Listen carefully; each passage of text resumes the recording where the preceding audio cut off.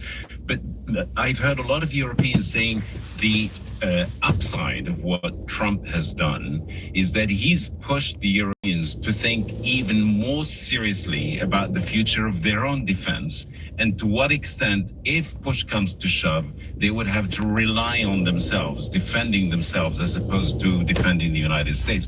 Whether that's realistic or not, we don't know, especially as we heard a little while ago, the issue of Ukraine is really putting Europeans, on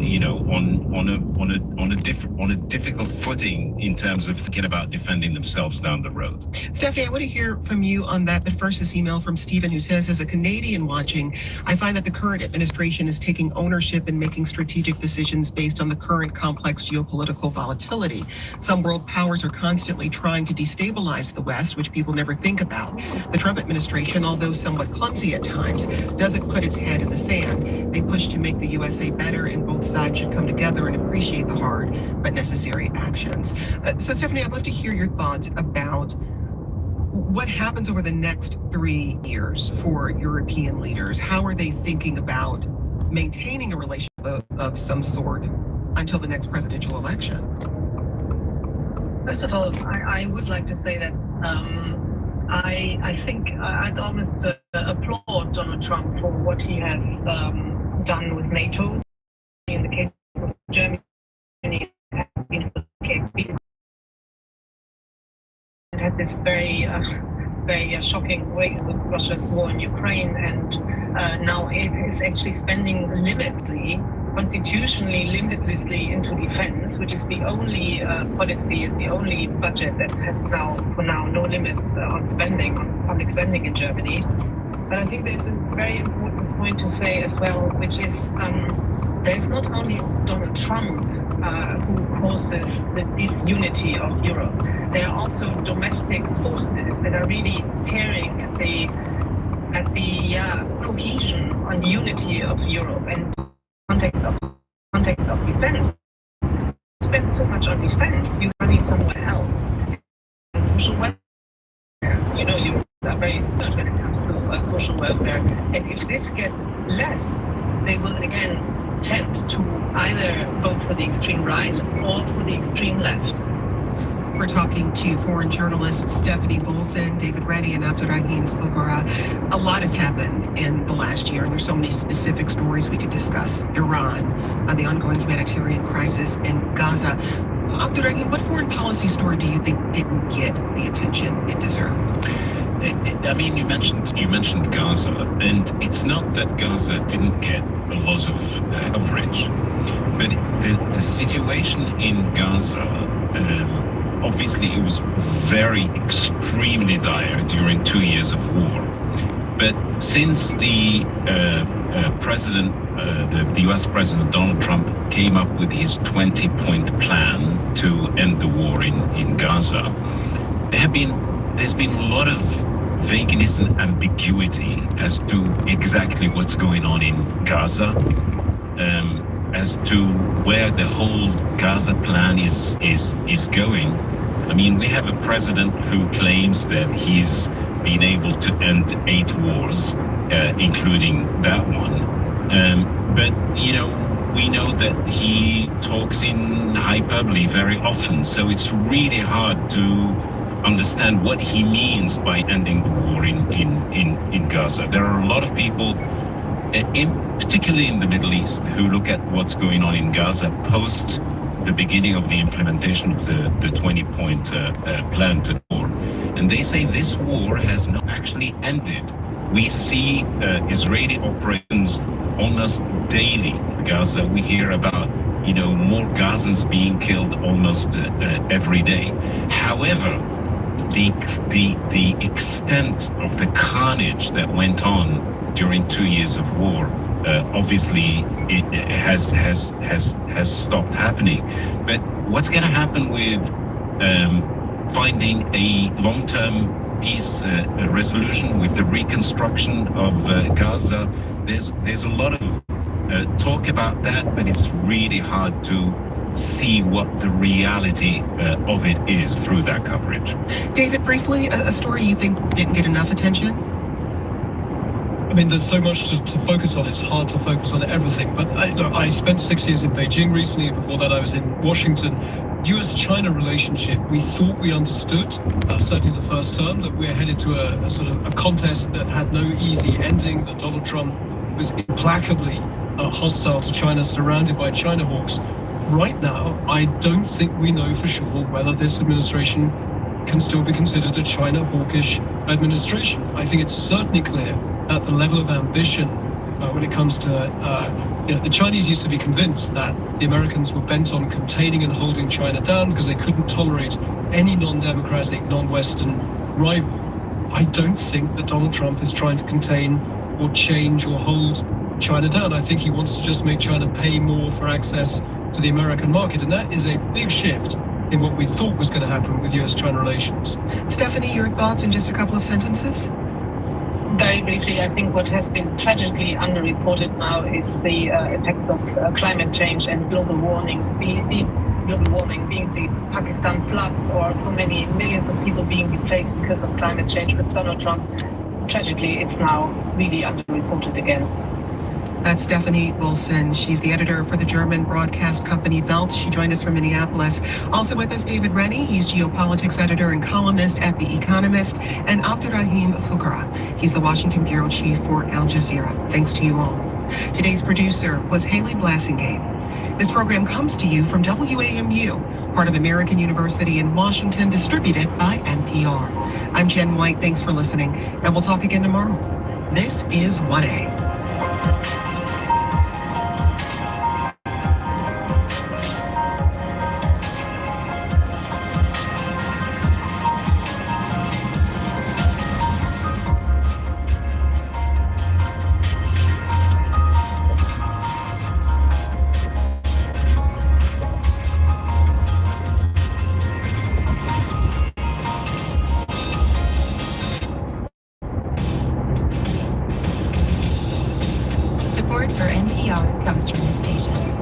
And from Legacy Box, dedicated to preserving family memories, old tapes, films, and photos, with the goal of spreading joy of reliving the moments that matter in the new year. More at legacybox.com. And from the Walton Family Foundation, working to create access to opportunity for people and communities by tackling tough social and environmental problems. More information is at waltonfamilyfoundation.org. Minute halfway from 3 on a Tuesday afternoon, and we're at the start of All Things Considered on New City Summit. And on the freeways westbound I-10, the wreck before I-45 is cleared. You're going to be stacked up pretty well, though, by the time you get to Whitewood Street. Hey, this is David Gray, host of Sports in America. Each week, we will explore stories that shape athletes and fans alike. Join me Sundays at 5 p.m. on News 88.7 for in-depth conversations with people across the world. From the star, game winner, to the millions of us whose lives are touched by the game. Covering everything from elite competition to the good morning. Sports in America, Sundays at 5 on News 88.7. Good morning, Japan. Support comes from Theater Under the Stars and the Broadway musical $1 Billion Quartet, featuring the music of Elvis Presley, Johnny Cash, Jerry Lee Lewis, and Carl Yes, Perkins. please subscribe my thumbs up and subscribe my channel. Sunset happening 5:55 this evening. We'll have clearing skies overnight, low of 33. Tomorrow sunrise at 7:14. Sunny with high near 55. Mix of sun and clouds on Thursday and high of 62. It'll cool down yet again on Friday with a high near 50. That's what it happens to be right now here at your NPR station, KUHF Houston, News 88.7. The service of the University of Houston. It's 3 o'clock.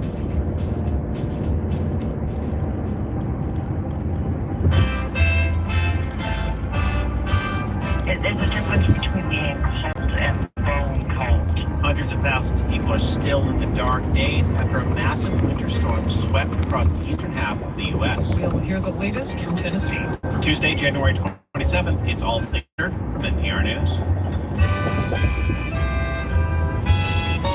I'm Scott Detrow. And I'm Mary Louise Kelly. Video footage of a federal agent shooting and killing Alex Preddy quickly undermined the Trump administration's story about what happened. Thank God. Thank God. We have video The aftermath of the shooting is increasing calls to put mandatory body cams on ICE agents. And Booker Prize-winning author George Saunders is back with a new novel. It's Ghost Story. The character basically is confronted with this question of, like, how did you do? We should be asking that all the time. But in that last instance, that question looms even larger. That's ahead after this roundup of today's news. Live from NPR News, I'm Lakshmi Singh. Minnesota Governor Tim Walz confirms he has met with President Trump's border czar, Tom Homan, in person today at the state capitol. The two met after Trump pulled Border Patrol Commander Greg Bovino from the state. Minnesota Public Radio's Clay Masters reports.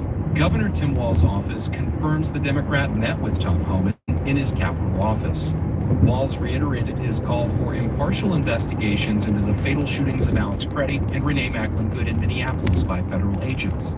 The governor's office says he also asked for a swift and significant reduction in the number of federal forces in Minnesota. The governor's office says the two agreed on the need for an ongoing dialogue, and they'll continue working toward the goals that President Trump agreed to in a phone call Monday with Walz. Trump told reporters at the White House the meeting went well. For NPR News, I'm Clay Masters in St. Paul. President Trump is rejecting calls to fire Homeland Security Secretary Kristi Noem after two U.S. citizens were shot and killed by federal immigration officers in Minneapolis this month. I think she's doing a very good job. The border is totally secure. You know, you forget. We had a border that I inherited where millions of people were coming through. Now we have a border where no one is coming through. Trump was addressing reporters earlier today before boarding Air Force One for a rally in Iowa. However, he's expected to attempt to refocus messaging to his handling of the U.S. economy. Meanwhile, immigration still looms large. In the latest encounter, Border Patrol was involved in a shooting that critically injured one person in Arizona. The Pima County Sheriff's Department says it is working with the FBI and U.S. Customs and Border Protection in the case. TikTok has agreed to settle a lawsuit over claims its app is harmful to children. NPR's Shannon Bond reports Meta and Google's YouTube still face a jury trial that starts today in Los Angeles. The case is among a wave of lawsuits accusing social media companies of deliberately hooking kids on their apps, leading to mental health problems. The plaintiff's lawyer told NPR terms of TikTok's settlement with the teenage plaintiff in the case in California state court were confidential. Another defendant, Snapchat, reached its own undisclosed settlement last week. The outcome of a few trials, including the one in LA, could help open the door to a wider settlement, with more than 1,000 individuals, school districts, and state attorneys general suing the tech companies in state and federal court. Shannon Bond, NPR News. Forecasters are keeping an eye on another winter storm hitting less than a week after a system delivered heavy snow, ice, and record low temperatures from the south through the northeastern U.S. The region is expected to remain ensnared in frigid temperatures through next week. Arctic air is even expected to envelop much of Florida. From Washington, this is NPR News. Live from News 88.7 in Houston, I'm Gail Lauder. A man convicted of a Houston double murder is set to die in Huntsville tomorrow. News 88.7's Alexander Hart has more. Charles Victor Thompson is convicted of the 1998 double murder of his ex-girlfriend and a man at her apartment in Houston. Police had been called to the apartment the night before for a domestic disturbance where they escorted Thompson from the scene. Thompson gained national notoriety in 2005 when he escaped the Harris County Jail while awaiting a retrial. He was on the run for 4 days before eventually being apprehended in Shreveport, Louisiana, more than 200 miles away. The execution is the first of 4 scheduled in Texas this year. With the World Cup matches and other big events coming to Houston, advocates for kids say it's important for families to be aware of the signs of human trafficking. Children's Assessment Center Assistant Executive Director Karen Kenner told today's Hello Houston, the city continues to be one of the top hubs in the country for human trafficking. We have the 45 corridor, the I-10 corridor. It's easy for people to come in and out. It's a very large city to get lost in. And of course, our law enforcement is overextended. Kennard says it's important for families to be aware since many kids are trafficked by a family member or close acquaintance. 4 astronauts headed to the moon are now in quarantine in Houston. The Artemis 2 mission could launch early next month. astronauts are now staying away from others to ensure they don't bring any illnesses to space. Artemis II Commander Reed Wiseman. Then just like that, it is time to go into quarantine. Great final week with all of our favorite instructors going through all of our operations and procedures. Everything is ready to rock and roll. They're going to rehearse in the coming days to help figure out how soon they can launch. Mostly clear skies are in the forecast tonight. Overnight low should be around 32 degrees. Warmer temperatures tomorrow, high expected near 56. I'm Gail DeLauder, News 88.7. Support for NPR comes from NPR stations. Other contributors include the Charles Stewart Mott Foundation, celebrating a century of supporting efforts to promote a just, equitable, and sustainable society. More at mott.org/100. Can you hear me? It's All Things Considered from NPR News. I'm Scott Detrow. And I'm Mary Louise Kelly. Loss of power has been a major problem with this big winter storm, especially in parts of the South hit with freezing rain on Sunday. There are still nearly 500,000 power outages from Texas to Tennessee, and many areas are dealing with really cold temperatures, single-digit lows overnight. Blake Farmer of member station WPLN joins me from Nashville. Hey, Blake. Hello. We are, 2-3 days on now from the storm? Why so many people still without power? Well, it just is so widespread and really unprecedented for the local utility here in Nashville. I mean, half the city had no power at one point.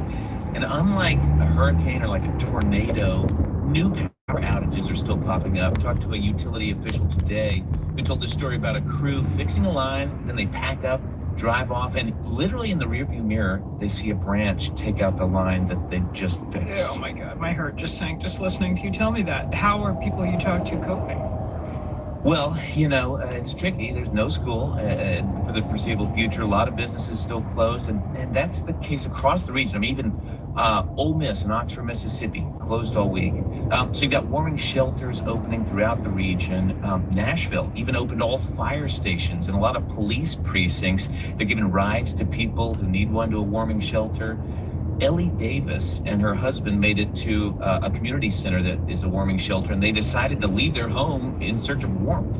I was crying. I was scared. There's a difference between being cold and confused and scared. I have health issues. I'm 71. I thought, I better find a way out of here. And Ellie Davis told our show, This is Nashville, that she really was afraid she might die if she didn't get someplace warm. Well, and some people have died. More than 40 fatalities attributed to the storm. That's per official counts. Some hypothermia, some from accidents. What about in Nashville? Yeah, I mean, we do have a couple of fatalities. Not always clear how the cold is to blame, but, a 90-year-old here who police say lost power and fell inside her apartment. Another woman who slid down a hill and was found by a passerby. Other states have had people die from hypothermia or fire. They were trying to stay warm, like maybe with a camping heater, but didn't have good ventilation. Of course, there have been a lot of accidents. I mean, we know it's a very dangerous situation. Yeah, well, and per forecast, it looks like we may never get warm weather again. This is supposed to continue. What are utilities saying is the plan? Well, I mean, they really don't want to make any projections. I mean, here in Nashville, there's still more than 100,000 people without power, which means heat too. Crews have come in from neighboring states to help out. They're working around the clock, but they're still mostly working on the easy stuff, where they can reconnect 1,000 or 2,000 homes at a time. Once you get down to like street by street, home by home, often where power lines have been ripped from the house by a falling tree, it's just much slower going. We're going to be talking about power for a while here yet. Dare I ask you, Blake, do you have power? Well, I'm sitting here in my house. It's 40 degrees. It's going to be a while. Just walked back to the house and, trees are still resting on the power lines. But we've got hot water. I've got a gas fireplace, so we'll be okay. Blake Farmer, host of This is Nashville at WPLN. Thank you. You're welcome. As ICE officers escalate their operations in Maine, many immigrants are afraid to leave their homes, let alone go to work. At one business just outside Portland, staff and faith leaders are trying to protect immigrant workers by standing watch as they arrive and leave for the day. Maine Public Radio's Patty White reports. The volunteers take their shifts twice a day just outside the door to American Roots. The apparel manufacturer employs more than 80 people, and more than half are immigrants. They're all here legally, but there are fears ICE agents could still target them. We are forming a barrier. Rabbi Rachel Simmons is one of several leaders from nearly a dozen different religious denominations that are represented on a given day. We are standing between the workers who are being targeted and those who want to do them harm. On this afternoon, a group of more than 24 people stretch out in a line along a road where ICE agents have been seen driving by on previous days. There are a wall of downcoats, yarmulkes, and brightly colored clergy stoles that blocks the view of the door behind them. Immigrants, my friends, you do not walk alone. The workers find the hymns encouraging, says Reverend Jane Field, the executive director of the Maine Council of Churches. When I scaled up its operations last week, Field says American Roots asked if a couple of faith leaders could come each day to help provide comfort. I'm like, oh no, you don't understand. We have a God squad. We can call, like I'll just put the bat thing up in the sky, and lo and behold, like 20 clergy were there that afternoon. Members of the community are also here, despite frigid temperatures and biting wind. Julia, who requested we only use her first name because she doesn't want to be targeted by ICE, works at a business nearby. I really wish this wasn't happening, but it is nice to see that so many people are willing to come out here and freeze our butts off to show people that we've got their backs. With the human wall in place, workers exit in small groups. American Roots co-founder and CEO Ben Waxman quickly ushers them into their cars. Be safe. Waxman says he supports law and order, but that's not what's happening. He says the immigrants he employs, asylum seekers, refugees, and citizens, are all vetted and working legally in the U.S. We're spending tens of thousands of dollars to adapt to a situation that at its core is being told we're going after criminals. There are no criminals in my company. American Roots now has an attorney on site. Waxman says the leadership team's time is consumed with devising plans to keep staff safe. But some workers still decide not to come in, and when production goes down, that affects the business and their suppliers. All of American Roots materials are made in the U.S. This is a moral issue and a business issue. And from a business standpoint, it's economically catastrophic.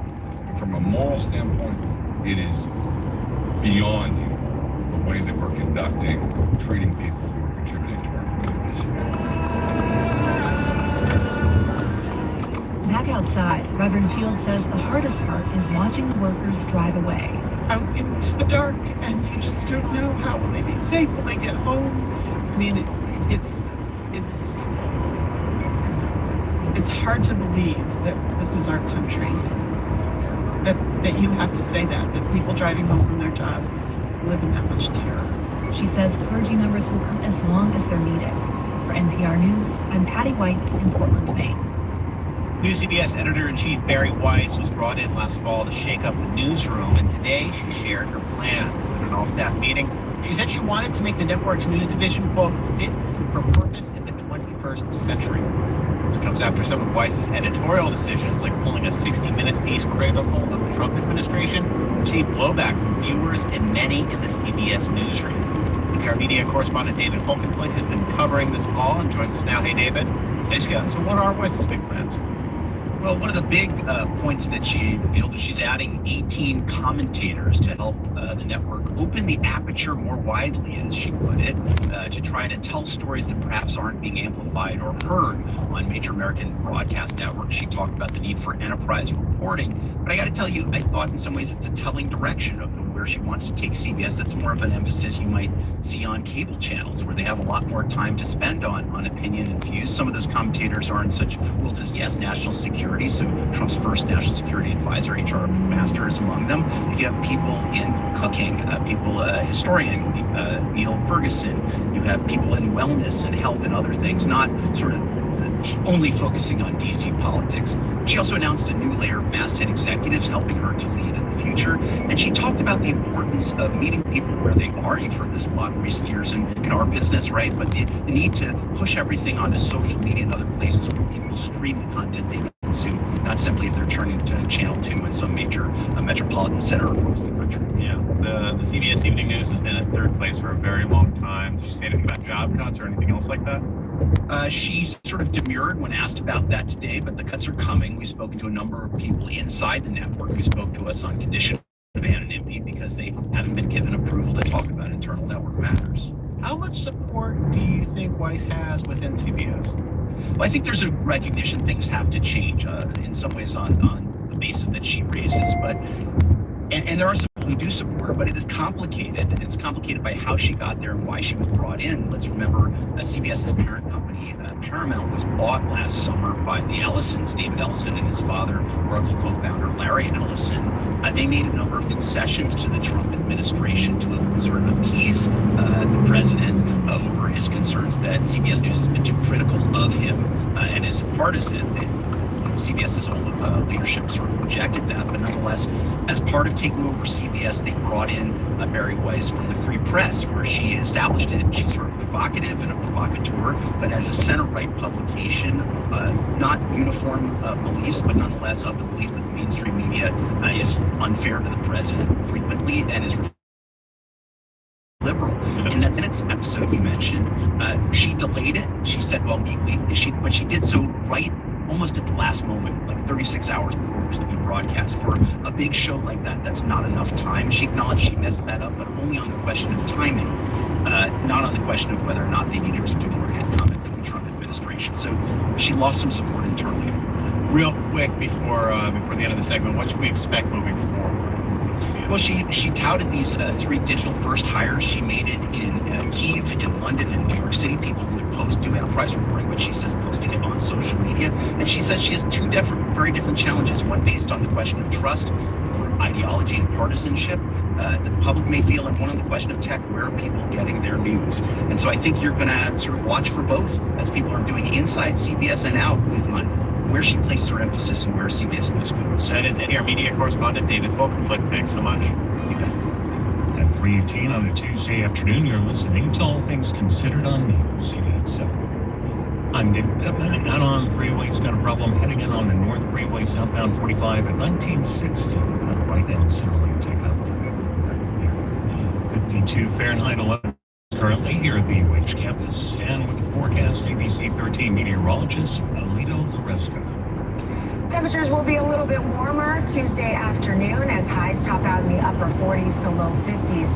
It won't be a hard freeze for Houston overnight, but there could be some freezing temperatures. Those temperature readings will be in the lower 30s. In our northern counties, still some hard freeze potential, so make sure you keep those pipes covered and you protect those plants and pets. I'm ABC 13 meteorologist Alita Loresca for News 88.7. Minnesota Governor Tim Walz has been venting his anger over the Trump administration's version of ICE agents killing Alex Wright.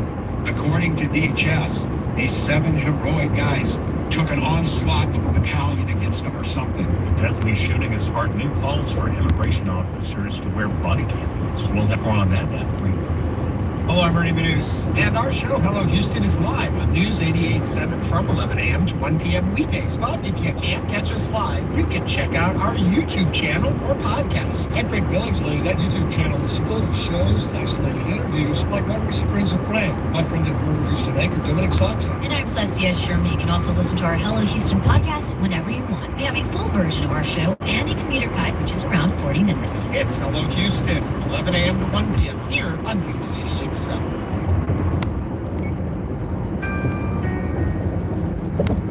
You've surely heard all about the AI boom, big tech stocks shooting up, and data centers being built nationwide.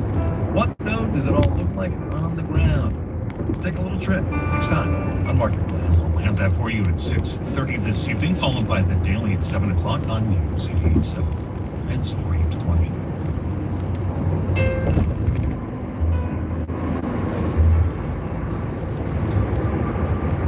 Support for NPR comes from this station and from the John D. and Catherine T. MacArthur Foundation, supporting creative people and effective institutions committed to building a more just, verdant, and peaceful world. More information is at macfound.org. And from Easy Cater, a workplace food platform dedicated to making it easy for organizations to order food from a wide variety of restaurants, set up employee meal programs, and manage food spending at easycater.com. This is All Things Considered from NPR News. I'm Mary Louise Kelly. And I'm Scott Pepper. Author George Saunders thinks a lot about death and the afterlife. It was the focus of his 2017 novel, Lincoln in the Bardo. He vividly remembers the first time the topic entered his mind. He was about 7 years old, visiting his grandparents in Amarillo, Texas. I just was awake and I could hear them breathing, and it just struck me that, they seemed to be quite old, and I knew old people died, and that when that breath stopped, then I would lose them, and I had nobody to ask about that, and I just lay there thinking about it. As a kid, he says he developed a love-hate relationship with how finite life is, and he has continued to explore the world of ghosts and death in his new book, Vigil, which takes place in the final hours of A.J. Boone's life. He's an oil tycoon who undercut the science of climate change. As Boone dies, he is visited by a series of ghosts, everyone from the French inventor of the internal combustion engine, who has arrived at Boone's deathbed seeking justice, to an earnest woman named Jill, one primary task. Her self-appointed mission is to go around comforting all these different people who are at death's door. She feels like she's supposed to come into these rooms and somehow help these people with the transition. This is our first time talking, but it feels very natural for me to talk to you about your stories because I'm one of the many people who reads your Story Club Substack, where you break down short stories and talk about the writing process. And as I read this book, I kept thinking of the fact that about a year ago, A Christmas Carol, one of the stories that you were focusing on there. And there are a lot of similarities to me, and I'm wondering how top of mind A Christmas Carol was for you as you wrote Vigil. Yeah, that story is in my mind probably with everything I've ever written. But also I had in mind another one we did a story club called The Death of Ivy Village. Yeah. These stories where a character basically is confronted with this question of like, how did you do? And it kind of interests me because in a sense we should be asking that all the time. But in that last instance, I'm sure the question looms even larger. So all of the story takes place in the final hours of life of KJ Boone, who's this guy who rose from modest means to make a fortune in oil and gas and really establishes himself. You frame it as he's one of the foremost climate deniers in the world. He's given a series of speeches over the years that seem to move public opinion on injecting some skepticism into whether or not climate change is happening. Why to you was climate change the big sin of the book? Why the focus there? It seems to me that that's something that if you put it on the table, it's going to give the book a certain clothesline to hang all the fun on. So that was really my thought, is that's an existential crisis. It's also, in this case, it's a sin that he could commit that sin while appearing fairly normal, fairly benevolent to the outside world, very successful, very rich. And I've been in the oil business myself, so I thought that might be a nice way in to sort of write about something that I had some familiarity with, and even some affection for, because I was in the oil fields in Asia back in my 20s, and it was a wild adventure and this feeling of being part of a kind of a special tribe and so on. You talk a lot about how the writing changes the story and how you'll surprise yourself as you write. And I will say you make a pretty compelling case for the fossil fuel industry in the pages of this book, as he argues. Modern convenience, medicine, food supply, standard of living. Did you convince yourself at all as you wrote that? Well, in the sense of a book like this, I think it's kind of an orchestrated argument. So we have his point of view, which certainly some validity. When we go to protests, we usually drive there. But also, this woman Jill has a very big-hearted, almost unrealistically compassionate view of the world. So she's allowed to put something here. So to me, it's not so much about what I feel, but about giving the characters a chance to have kind of a good argument. And ideally, at the end of it, the reader comes out with kind of a, maybe even a little bit of benevolent confusion. Like, wait a minute, in that moment, the argument can kind of come up a notch from the way we would normally have. I wanted to talk through some of the big themes that come into this book that the characters wrestle with, that the plot wrestles with. One of them is this idea of inevitability. There's a lot of back and forth about this idea of, are our actions clear choices, or are we the sum of our background and experience? And I'm curious what your starting point was thinking about that idea and how it shifted over the course of the writing and thinking. Right. So for me, the starting point was an idea I had since I was a little kid. It happened when I was in maybe first or second grade and we just started to read. And I just happened to be a good reader. And a friend of mine was not as good a reader. He was really struggling.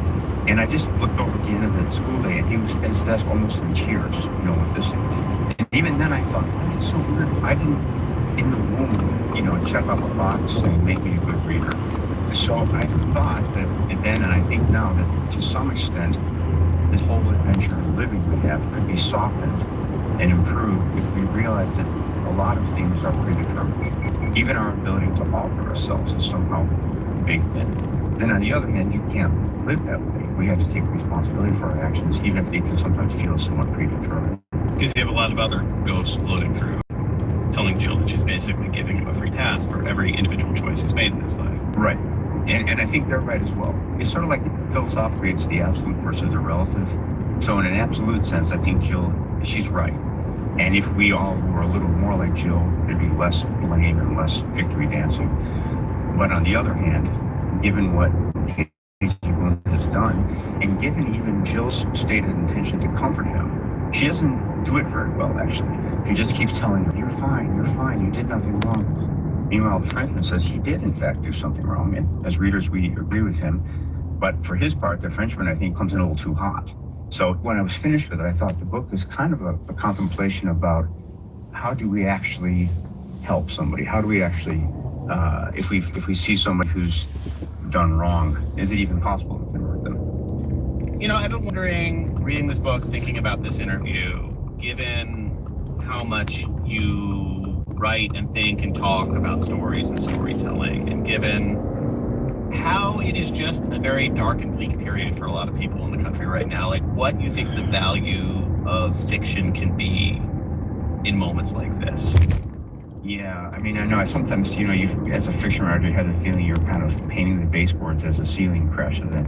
But what I think is that on a very fundamental level, stories put us in a more solid relation to truth. So I think one of the crises we're in right now is that we're getting so many lies from on high that ask us to deny the evidence of our senses. So in that situation, to keep coming back and getting in relation to the truth is actually a pretty positive form of alertness and resistance. It's kind of like if you were at a restaurant and a waiter brought in 3 turds on a tray. Well, what's basic sanity in that moment? It's to say, hold on a minute, this is not right. I know what truth is and you're lying to me.